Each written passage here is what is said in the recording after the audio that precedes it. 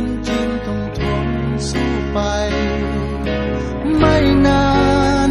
เราคงจะได้สมใจมุ่งมั่นทุ่มเทเพียงใดกว่าจะได้มาเส้นชัยไม่มาต้องไปหามันรางวัลมีไว้ให้คนตั้งใจขวากน้ำทิ่มแทงก่อนผ่านพ้นไปโลกนี้ไม่มีอะไรได้มาง่ายดายใจ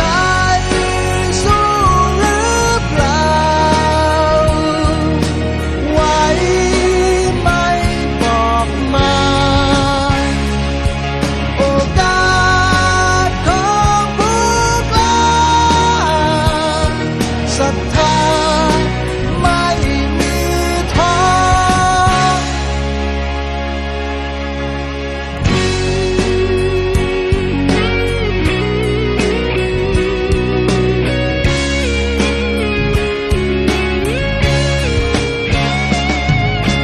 ที่มา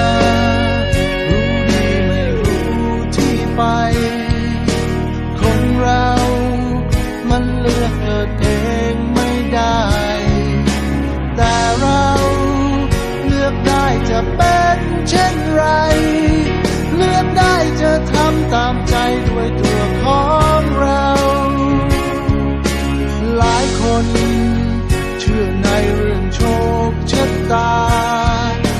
บางคนเชื่อมั่นในตัวเอง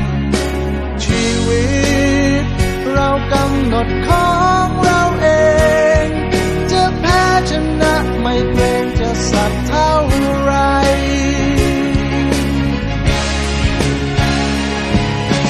ใจสู้หรือเปล่าไหวไหมบอกมาโอกาสของผู้กล้าศรัทธาไม่มีท้อเรื่องราวมากมายบีบคั้นกายและใจโอนอ่อนหวั่นไหวแต่ก็มี